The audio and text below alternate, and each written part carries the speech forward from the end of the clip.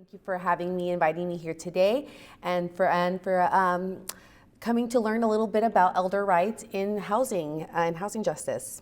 So I'll go ahead and get started. So I always like to start all of my presentations with a land acknowledgement.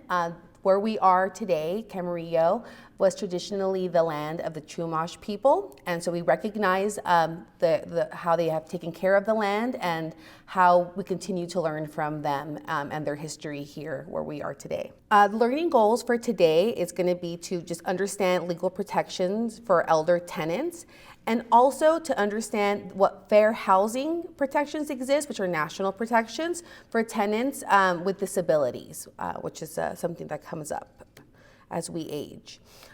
So some important facts to take note of is, as of 2020, there were 54.1 million older adults in the U.S., and by 2040, this estimate is expected to climb to about 80 million. So, the elder population continues to grow, and the issues that they face continue to be very important for all of us. At least 1 in 10 adults aged 65 and older experience elder abuse in a given year, and some reports put the prevalence of elder abuse closer to 15 or 16%. And you're going to see how housing justice, how that sort of interacts with elder abuse and the rights that elder tenants have. So another important issue that comes up for elder tenants is affordable housing. In California, we just don't have tons of affordable housing, and we have about 1.28 million households that are age 65 and over that are housing cost burdened. As we age, often and enter into retirement, our incomes become fixed incomes, and as we know, housing costs continue to rise. And so this issue of affordability is a really large issue, and it does disproportionately affect Black and Hispanic households and other minority groups. So I've talked a little bit about elder abuse, but I'm going to now define it a little bit more and talk about how this specifically affects tenants. So elder abuse, there's California Welfare Institutions Code 15610 defines it pretty clearly. And elder abuse is physical abuse, it's neglect, it's financial abuse, abandonment, isolation, abduction, or other treatment resulting in harm, pain, or mental suffering to an elder.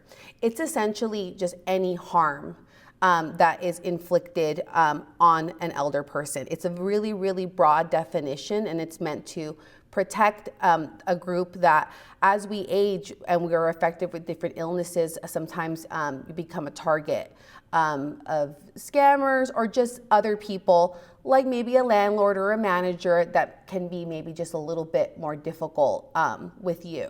So what are some general signs that we might see? What does elder tenant abuse look like in a landlord-tenant setting?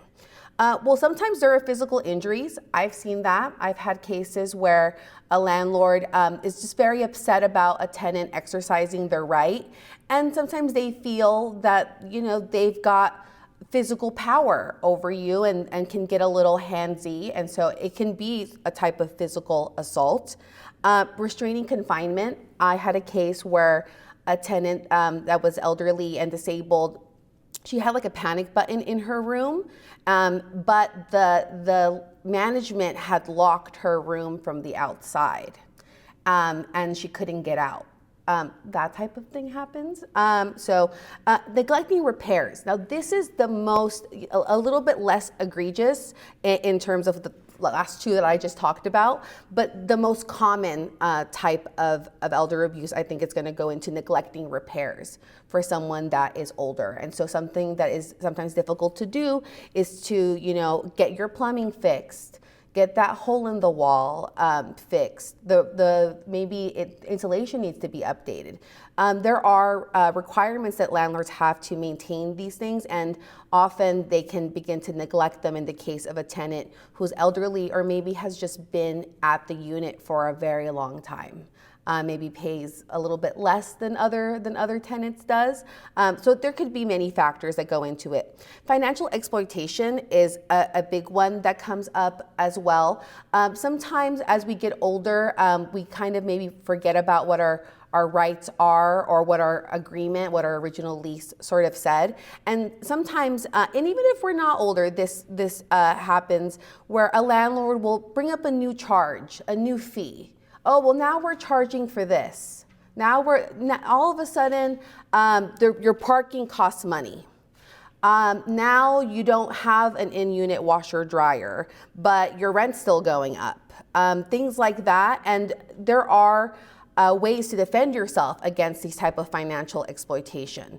And then discrimination. And discrimination, I kind of touched on it a little bit about when I talked about neglecting repairs, but a big way in which discrimination comes into play for an elder tenant is disability rights. Often an elder tenant needs something called a reasonable accommodation. They've got some condition and they need some type of change to the landlord's policies to be able to live and get full use out of the unit. Like, for instance, maybe you've had an accident and now you need to put a bar in your bathroom to hold on to when you're in there, right? That's a reasonable accommodation that you need because of a physical disability that you're facing. And landlords can put up a lot of barriers or add additional costs for tenants, or just straight up refuse to make those reasonable accommodations. And often people are just left going, well, then what do I do now? So I'll talk about what we can do about those situations. Okay, so let's talk a little bit about, physical injuries. So in many cases, elder tenants try to avoid conflicts with their landlords, but we want to make sure that anybody that is in your life, that you're sharing what's going on, and if you are taking care of someone that's elderly, that you're checking them, because people often don't want to reveal. So we have to take an extra precaution to sort of investigate on our own when someone is older, and depending on what their needs are. Restraining or confinement, so just a little bit more about the definition of what it is. And so it can be anything. So I talked about someone locking the front door, but it can be anything that makes it difficult for you to leave your unit. For instance, what if you are on the second floor and the railing up the stairs has become unsafe? That's another way in which you can sort of end up being confined to your unit. So there are a lot of ways in which someone can be restrained or confined. Financial exploitation, again, it's overcharging for rent, so maybe giving a rent increase when you're not due a rent increase yet. Maybe an elder tenant might forget that they've already got a rent increase. Maybe a manager, there have been cases where managers do extra charges for different little things, and they don't tell the landlord that that's going, they pocket that extra little income. So you have to be sort of careful about what type of notices, that you're getting proper notice, and that the landlord, when they're charging you extra for something, go back to your lease and make sure that they're complying with that lease. Again, neglecting to make repairs and maintenance. So often a tenant will make complaints and ask for repairs to be made, but the landlord doesn't make them, so they stop asking for repairs. Even if your landlord doesn't make repairs, even if you are constantly asking for repairs and it's ignored, you should continue to do that. You should continue to do it in writing. A lot of people from different generations, or people who come from other countries with different customs, don't have a habit of writing things out and maybe sending a letter or sending a text message or an email, but you should be requesting repairs in writing, not just requesting them verbally or over the phone, because then it's very easy for the management or the landlord to later say, well, actually, you never told me about that repair. I can't make repairs I don't know about. So it's important that we are keeping track of that, and also its impacts on us. So if we have an issue in the bathroom with mold and we've noticed it and we mentioned it to the landlord and nothing's been done about it, and we start to have some breathing issues that are kind of getting complicated, some more allergies, we want to be taking note of that and letting the landlord know that your health is being impacted another way. And that sort of starts to bleed into that disability issue where I said about reasonable accommodations, where you should then be asking for a reasonable accommodation, which is like just a little step more seriously that they have to consider. So what protections, what laws currently exist that protect elder tenants? What's wonderful is that we have a variety of laws that do that. So there are a lot of just landlord-tenant laws that exist, and all those laws protect elder tenants. They protect everyone. But there are specific laws that are focused on tenants. So the first one is not specifically focused on tenants, but it is a law that the landlord has to provide habitable living conditions. That is the law. When they don't do that, they are failing they're failing to maintain their obligation, their duty, because we pay rent. But we don't pay rent. The landlord's not giving us the unit as a favor. We're paying for habitable living conditions. So this is a really important one. Then California Penal Code 368 makes elder abuse a crime. So it's actually, and we talked about how broadly it is defined. It's also a crime. And we have Welfare and Institution Code, which I mentioned before. That's the one that provides that very wide definition of elder abuse. And then we have California Civil Code 1954.53, which specifically prohibits retaliation against elder tenants for exercising their rights. So that one is very specific.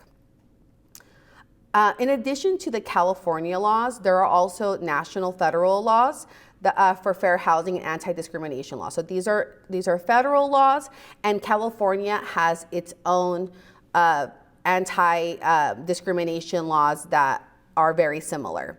And in the ones that come into play for elder adults are source of income discrimination. So source of income discrimination is, for instance, if you receive Social Security and let's say that you get your Social Security on the 5th, but your rent is due on the 1st, and your landlord is giving you a hard time because you're like, oh, but it's my Social Security that's the issue, and I don't care, you gotta pay. That's a type of income discrimination. Sometimes a tenant will, let's say, receive special assistance. During COVID, a lot of people had trouble paying their rent, and there were a bunch of different programs that came into play at the state level and at different local levels. And some landlords refused to accept that rental assistance. That's another type of source of income discrimination. Or let's say that you are on Section 8, and they don't want to accept a Section 8 voucher. That's source of income discrimination. Age discrimination, being an elder adult is not specifically the group that's being protected. It's any age discrimination. So it includes young people and older people. You can't be discriminated against simply because you're too young or you're too old, if you're just not the right age. You can't do that. So for instance, if someone is refusing to accept your rental application and it's because they don't want an older person, it's more expensive. Usually it works the other way around. Usually they don't want younger people in the unit because they think they're going to break down the unit. There's usually discrimination with regard to children. But technically age discrimination in any way that you can think of it, like not making repairs for everybody timely, but not making them timely for the older person who's been living there for 20 years. That's a type of age discrimination that applies. Familial status. Sometimes, so familial status is a group where the government recognizes that families look different. Not all families look the same. Sometimes grandparents are the primary caregivers of their grandchildren, and they are the legal guardian. However, some buildings that are for elder adults will say no children allowed. That's familial status discrimination, and that is not allowed, but I'm going to talk about a few exceptions that do exist. But generally, that's not allowed. If you are moving somewhere and you have a child in your life, or you have an elder adult in your life, you cannot be told that you can't have a unit, you can't be rejected from renting for that reason. That's illegal. And then disability rights, as I mentioned, if you have a disability and you need a reasonable accommodation to have the same use of your unit as any other tenant would be, and the landlord refuses to engage with you, then that is discrimination based off of disability. So these are the four categories that I see come into play most often, and these are all federally protected groups and ways in which you cannot discriminate against in housing. Okay, I mentioned some exceptions, okay? So there are a couple situations where the Fair Housing Act does allow for certain landlords to discriminate and say no children can live in that unit, okay? It's usually it has to do with the children. So these are the exceptions. Provided under any state or federal program. So if you are in like a HUD housing that's specifically designed and operated to assist elderly people, then they are allowed to say no children can live in that unit, okay? If you are in a unit that is intended for and solely occupied by persons 62 years of age or older, that's like a caretaking type institution. Children, you generally, if you go to a nursing home, you don't tend to see children living there, right? That's another situation where they're allowed to do that. And then there is this other category that gets a little bit complicated, but it's for landlords that operate buildings that are for people that are 55 years of age or older. Okay, this is the most common one that comes into play, but it's also the most complicated one. And it kind of is, if this is an issue that you're having, then I recommend that you seek legal advice because it can be legally complex. But it has to do with buildings that are affordable and designate a certain portion of the units for people that are age 55 or older. There are a couple requirements in these buildings, and in certain situations, they are allowed to not let children move in if the unit is for someone that's 55 years or older. So these are less common. Again, if that's an issue that you're facing, then I would recommend seeking more specific legal advice to make sure that your landlord is complying with the law. Okay, so then I talked a little bit about age discrimination before and talked about how it often younger people get discriminated against. But what are other examples of age discrimination? So limiting the occupancy to adults, but not requiring that they be seniors is a common one. Refusing to make repairs for everyone but elderly tenants. I've mentioned that one a few times. Sometimes a building will have something that'll say like adult only areas of the complex, and then not allowing a spouse or disabled child to live with a qualified senior resident. So we sort of touched on them all, but we have them here listed so that you can see them all in one place. Okay, and so I talked about disability discrimination. I've previewed it a little bit for you all, but the law requires that anyone that has a disability, so that has a condition, either physical or mental or emotional, that affects your day-to-day activities. If that's you, if you have a condition like that, and you need a change in policy or rule, but like for instance, if you're a landlord, let's say the building is no pets allowed, but you have depression, you have a couple other conditions, and your doctor said, I recommend that you get a cat. You should get one cat or you should get a dog. And you say, oh no, but my building says no pets allowed. Well, getting a doctor's note from your doctor saying my client is my patient is a qualified person with a disability, and and a cat or a dog would alleviate symptoms of that disability. I'm asking you to make a change in your rule that said no pets to allow an emotional support animal for this person. Or as I mentioned before, let's say now you're in a wheelchair and you need a ramp to get into your unit.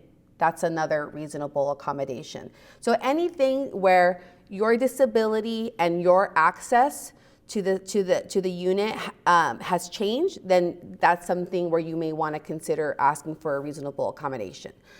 For instance, I mentioned also like, let's say you get Social Security and they change the date, or you get, we'll go with Social Security. You get Social Security and they change the date that you're supposed to receive your funds, but your rent is still due the same day. What do? You make a reasonable accommodation.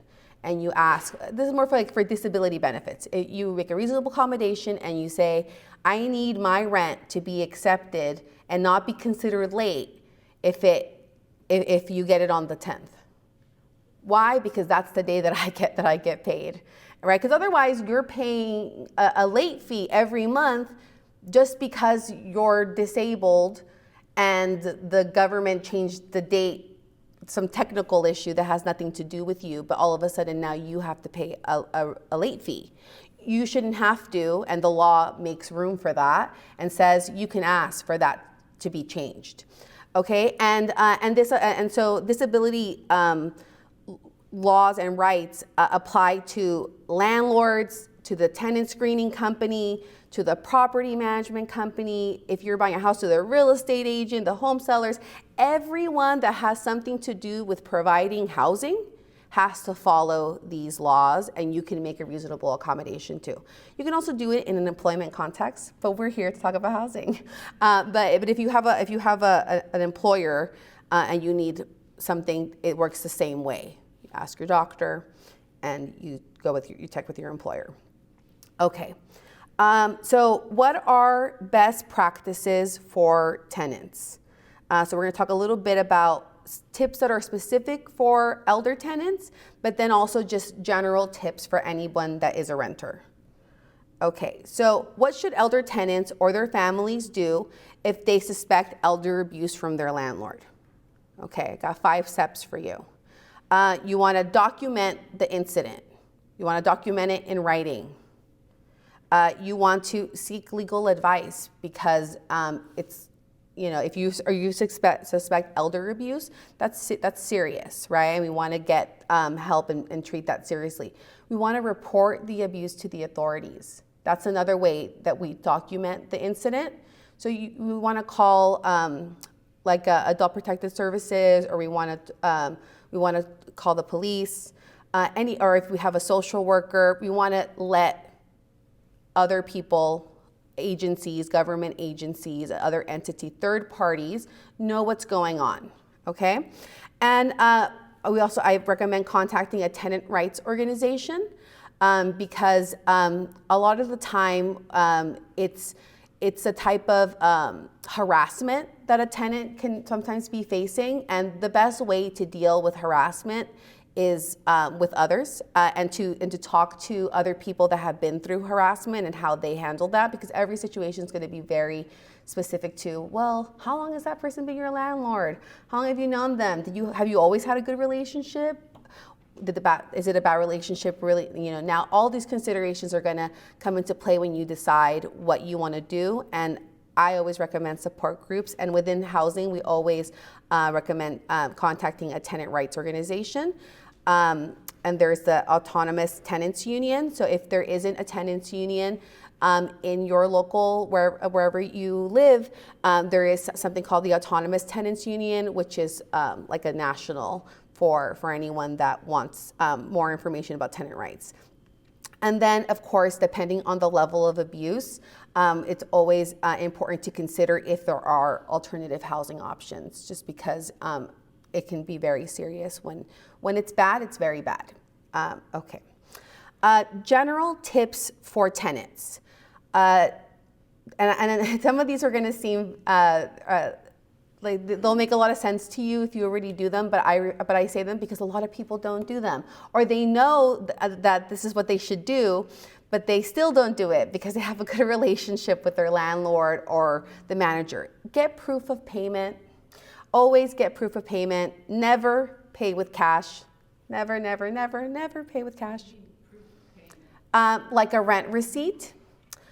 Some people don't get rent receipts when they pay. And some people, when they pay cash, you only have that one receipt. There's no other way. If you lose that one receipt, there's no way for you to prove that you paid rent or what rent you've been paying for a period. If they're, let's say they do an illegal rent increase, well, you're gonna have to go back like through the past year to see, well, when did they raise my rent the first time? When did they raise my rent the second time? And if you pay with cash and you lost your receipt or you didn't get one, well, then how are you going to prove that, right? It's going to be very difficult to prove it. They're going to say they didn't get it. But there are many ways that you can pay the rent that are not cash and that can give you a backup receipt. So for instance, cashier's checks, money orders are very safe, and you can always, with a money order, you can keep the tab, and I recommend taking a picture of the money order so that you have like a backup receipt if you lose it. If you pay with a cashier's check, then you will always have access to that information. If you pay with direct deposit through one account to another, that's also an easy way. You don't have to rely on the other party to provide you with your proof. You want a way to do that yourself. Yes? What about just the bank statement itself that shows? That's proof. Yes, so if you have your bank statement where you transferred money to, that's proof. If your bank statement shows, like I pay my rent to my mom and I write in my message, rent for, and so it comes up in my bank statement. And then other ways that we don't recommend that you pay rent that are not cash, that do prove that you paid the rent, is a personal check. And the reason why I don't recommend personal checks is because a personal check legally is an IOU. Okay, it means that I owe you this much money and I promise that I will pay it when you cash it, right? Because it's not paid until it's cashed. If you pay with a cashier's check or a money order or with cash, as soon as you put it in their hand, it's legally paid. They've legally accepted your rent. And so you want to avoid a personal check just because sometimes landlords will say they didn't get it. Sometimes maybe they don't get it. There could be an issue with the mail. They could get it and deposit it a month later. And boy, you were not planning on this other expense that you had, and all of a sudden you don't have the funds for your rent.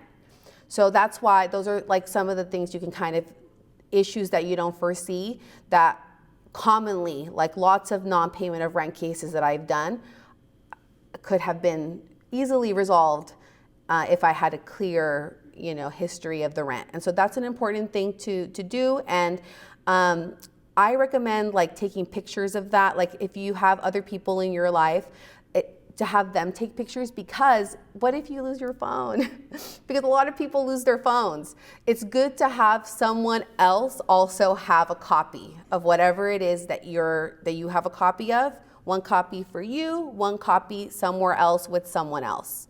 If you have people in your life that are tech savvy, asking them to upload it to some cloud somewhere that if you need it, you can get it.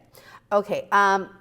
Landlord-tenant communication, I mentioned this before, but it's really important. Always communicate in writing, okay? If a communication does happen by phone or in person, you ran into the landlord and you're like, hey, this problem. Then you send a message, you write a letter, you send an email, you're saying, wow, it was great to see you today. I just want to confirm that you're going to send someone over, like you said, to fix the plumbing problem, something like that. Because later on, then they can't deny it, and if they don't answer, it's helpful if you have to defend yourself in an eviction. So it's always do it in writing. Doesn't matter if you talked on the phone, follow up. Denying false claims. Okay, if you get accused of anything that is not true. Because that's another way that sometimes someone will harass someone. I had a client who has a dog, and where the building is located, the common area is open. Like it's not, there's a door, but it doesn't lock properly, and people come in all the time. And there was dog poop in the common areas. That was true. There was dog poop there, but it was not my client's dog. It was some stray dogs that were coming in that were doing it. But she had complained about another neighbor, and then someone complained about her, and it was important for us to follow up and to make sure that we were clear that there was feces in the common areas. It was not my client's. She properly cares for her animals, and to alert them of the security issues and the cleanliness issues on the property, because there were unhoused people that were getting in and sleeping there overnight because it was not locked. And so, there was an issue, but my elder client was the one that was targeted because, boy, wouldn't it be easy to get a higher rent in this, you kill two birds with one stone, or something like that. I'm not sure what they were thinking, but she did become the target, even though there were other people who lived in the property who had animals as well. They just decided it was her. So it's important to follow up and deny those claims, and then, see, it's so important, it's on there twice. Join a tenant group so that you can find support and learn more about your rights. Okay, other important protections that tenants don't always know, and again, this applies to all tenants, not just elder tenants, but there's something important called waiver, and it's why I made such a big deal about how you pay the rent and having proof that you paid the rent. Sometimes your lease says something on it like, you have to pay the rent by the 1st, but if you pay it after the 3rd, you have a $75 late fee. Now, what happens if you have paid your rent always for 20 years on the 3rd, but you don't get charged a late fee? The landlord doesn't charge a late fee until after the 3rd. But that's not what your lease says, right? Okay, but if you have been paying the rent on the 3rd and you can show through your ledger and through your rent payments that you have never been charged a late fee, then that's a way of telling the landlord, well, you've waived that provision of the lease. That's not really our agreement. Our agreement isn't I get charged a late fee on the 2nd. Our agreement is I get charged a late fee on the 4th, right? So you can't change the rules on me now because you've let this be the rule for 20 years. This is usually something that happens when the landlord has changed, when the property gets sold. So you've had one for a long time with one landlord, with one manager, and things have been great. But now you have a new landlord and a new manager, and they're going through the lease and they're checking for inconsistency. Who's parking in the wrong parking spot? Who has a dog that they're not supposed to have? Who is paying the rent? The late fee is $100, not $75. Those are all types of things that they might try to enforce that rule now. But if you have your proof of rent payment, you can say, well, landlord, you've accepted my rent for 10 years while knowing of my violation of the lease. So you can't evict me for that reason. That's legal. That's a defense to a lease violation, okay? And you can only prove that if you show how long you've been paying rent with the landlord knowing about that issue. No one-sided changes. So sometimes people feel like, oh, well, the landlord, he's the owner, he can do whatever he wants. Landlord is the owner and can do lots of things, but they can't do whatever they want. They have to follow the law just like the tenant does. And one of the laws, it says no one-sided changes, because when you move into a place, and you sign that rental agreement, that's a contract between you and them that you two have said, yeah, we've talked about it and we all agree that these are the rules and we're gonna go with that. The landlord can't then later on say, well, actually, I've changed that part of the lease. Like if you have an active lease, the landlord can't raise your rent till the lease is up, right? But what if they decide, actually, I think I've been charging you too little. I think I gave you the unit for too cheap and I know that I can get more for it and I know it's only been 6 months, but I'm gonna raise your rent. Well, you're not allowed to do that. Why not? Because that's a one-sided change. Legally, we call that unilateral changes to the contract. Those are not allowed. They can change things like house rules. There are certain things that they can change, and they have to give you 30 days notice. Like, if like whenever the rent is going to go up, let's say your lease is over, and now you're month to month, and your rent's going to go up next month. They got to give you a 30-day notice. That's a change to your agreement, but that's a change that's allowed. So there are certain things that they are allowed to change, but they can't go and change material terms of the lease. They can't change something that, had that term been different, you would not have moved in, right? Like, go ahead.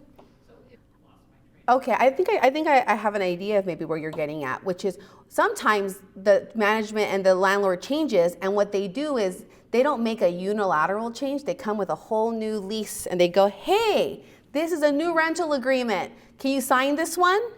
And you go, "Oh, okay, let me sign that." You do not have to sign a rental agreement that is substantially different from the one that you, like if you're just renewing your lease or whatever, right? You don't have an obligation to sign like if you're already month to month, you don't have an obligation to sign a new lease.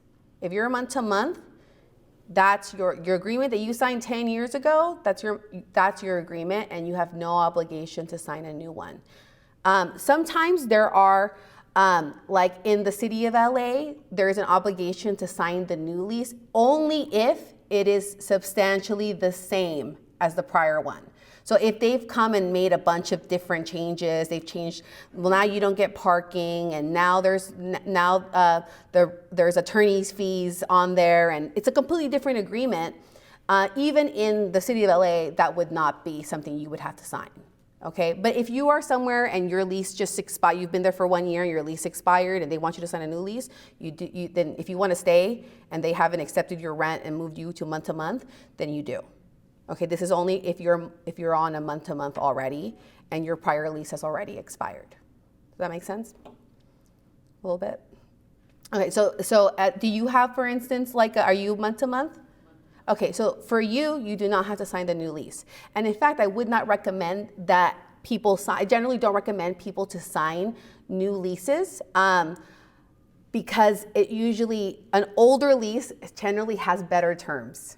An older lease is they have better terms for the tenant. The new lease usually has a bunch of other provisions in there that are just downloaded, half of which sometimes don't even apply to your unit. They're just like forms that people download, but they're really restrictive and they limit. And generally the agreements that people have made 20 years ago between the landlord and the tenant are more reflective of the desires of both, and are more reflective of a more balanced like negotiation than like, here's a new lease, it's 20 pages long, your last lease was 2 pages, sign it or move out. You don't have to do that, okay? And then retaliation. Retaliation is just, any time that you complain about anything, you say, actually, hey, I think that you sent me this notice, the last notice you sent me for an inspection in my unit, I need to reschedule because I have a doctor's appointment. And then all of a sudden your parking spot is being moved to another area, and they're coming for another inspection once every week. That can feel retaliatory, right? Or if you ask for a repair and now you get a notice about your unauthorized pet that's been there for 10 years, that could be retaliation. So it's just any time that you are kind of standing up and enforcing any right that you have, that the landlord then takes any action against you for that reason. And as I mentioned before, there's a specific law that protects against retaliation in the case of elder abuse. So if you're an elder adult, an elder tenant, you have multiple defenses codified in the law for retaliation, because it's considered, especially severe because of the lack of balance of power. As you get older, you become more vulnerable for different reasons we discussed. Okay, and then here I have some housing resources. If you are having, well, actually, these are mostly all focused for the city of LA, but the main one that you are going to focus on is the Department of Fair Employment and Housing, because this one is the state, and if you have any issues where the landlord is discriminating against you, and they're just not willing to discuss and comply, you would file a complaint with the California Department of Fair Employment and Housing, and it also now goes by the name of the California Civil Rights Department. Yeah, and I didn't realize most of these are all for the city of Los Angeles and for the county, but the appropriate relevant agency for Ventura County. And then I want to note the eviction answer tool. If you're ever in eviction proceedings, you have to file an answer within 5 days of being served. It's really fast turnaround, and sometimes you're looking for an attorney and it can be really difficult to find an attorney that does this type of law where you're at. And so the eviction answer tool is a toolkit where you answer questions and it prepares an answer for you. And at the end of it, you print it and then you go to your local courthouse and you file it. And so it's an easy way, and it's totally free to help you get an answer as soon as possible while you continue to look for legal help. Okay. Yes, question back there? Couple things. Yes. People are using online things like Venmo or Zelle. Is that appropriate to use for paying the rent? I would say that it is, because it's a direct transfer and the other person gets it immediately. So it wouldn't be considered a legal IOU. And the main thing you want is to control your access to your proof of rent payment. And using something like Venmo or Zelle, you would be able to do that. So if your landlord accepts that, that's an acceptable way to pay the rent. However, I will note that a landlord cannot require you to only pay that way. If you are not comfortable paying that way, that just doesn't work for you. You have your own method and it's different from that. You cannot be required to pay that way. You always have other options. One other thing that's happened in Ventura County is some apartment complexes that are in a desirable location and possibly, it's hard to say why, but they have decided that they're going to revamp the entire apartment complex, so they've evicted everyone. Yeah. Is that seems to be allowable? So that is allowable, unless you have a local law that protects against that. For instance, in the city and in unincorporated LA County, there's a law that says, you have to, depending on what type of rehab is being done, sometimes you need to move for a little while and then you get to move back into your unit. In the state of California, there is a law called the Tenant Protection Act of 2019, and it's like a type of rent control for the whole state. If you live in a rental unit and there is 2 or more units in the building, and but it's not a duplex where the landlord is the other person in the other unit, and it's existed for at least 15 years, then the Tenant Protection Act applies. And even in the Tenant Protection Act, which says you can only evict people for certain reasons, one of the reasons is to do rehab, to do that work. And it's considered a loophole within the housing world, and it's something that advocates for tenants want to close that loophole, because it is used like as an excuse to evict everybody. And so that's why I recommend people join tenant groups, because the way that you fix that is by advocating for better laws from your legislators. And the best way to do that is with others, because your voice is amplified. But I highly recommend, if that's an issue that you're having, that you're facing, that you call your local representative, your city council person, your assembly person. Let them know what's going on, because often, landlord lobbies have lots of money and power, and they are there letting electeds know what their needs are. But sometimes tenants, because life is, there are many things to deal with and there aren't as many resources, and maybe also sometimes there's a little bit of embarrassment about the problem. You don't want to share, but if you share, then you might get help. And if you really contact your local electeds and call them and communicate with them, they take special interest in lots of cases. So if you advocate for yourself, then you will find more advocates for you, and you can work on those type of situations, which right now are legal. Yeah. Mm-hmm. So right now, the city that I live in is Oxnard, and they have a law that says you can't raise the rent more than 4%. But also, isn't there something like with inflation recently? Is there another law that says that you can also raise it more than that because of inflation? So I don't know specifically for Oxnard. I know that every local jurisdiction is dealing with it completely differently. So I know that in the city of LA, there were no rent increases allowed on rent-controlled units during the pandemic.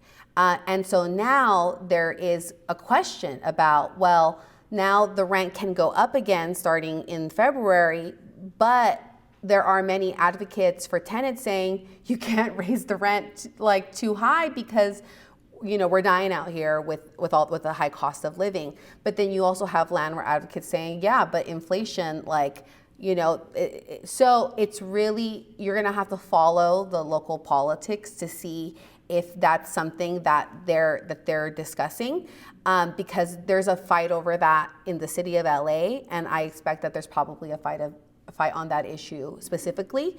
And yeah, so you're just gonna have to look into Oxnard specifically. And that's what's hard whenever there are so many cities that have their own laws, and housing can be very difficult and complex, and you often need legal help because it's such an intricate balance of federal, national, state, and then county and city laws that all interact and have a significant role to play in our housing.